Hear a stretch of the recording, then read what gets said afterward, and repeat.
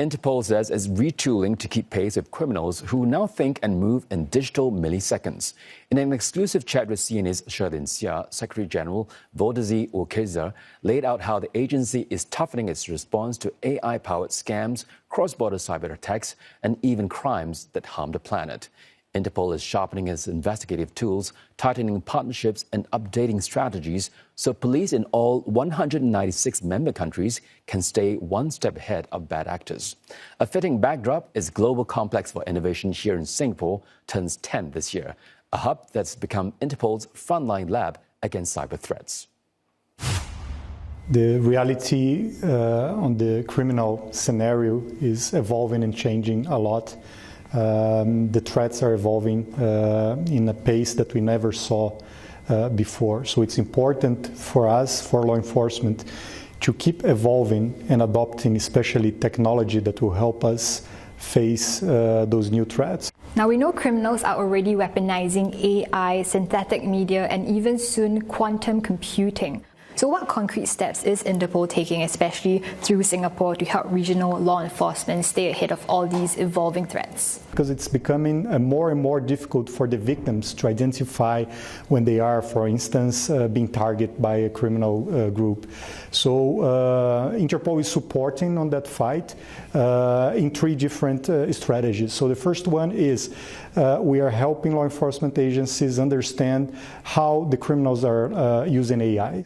But the second one is also understanding that police can and should leverage from AI.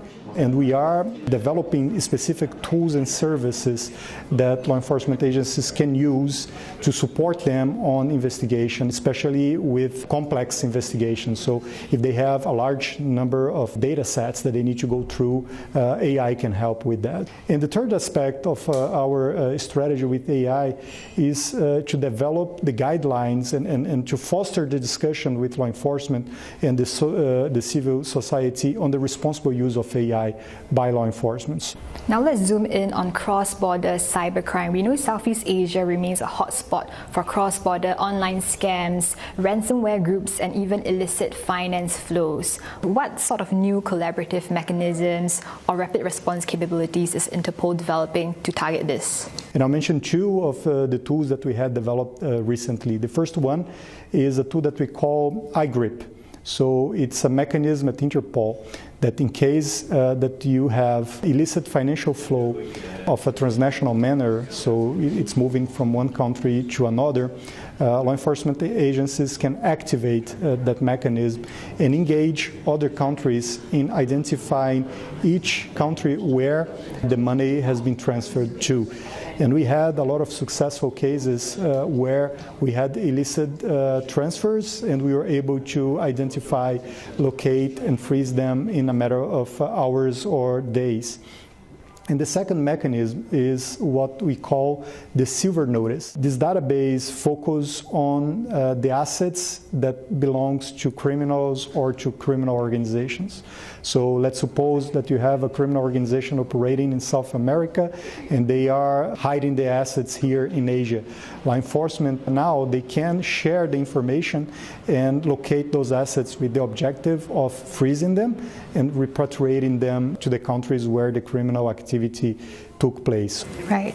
Now let's shift gears a bit to something a bit different of an environmental nature as well. So, illegal logging, wildlife trafficking, and transnational waste shipments are actually intensifying in ASEAN. How is Interpol working with regional partners to track, intercept, and prosecute those fueling environmental crime?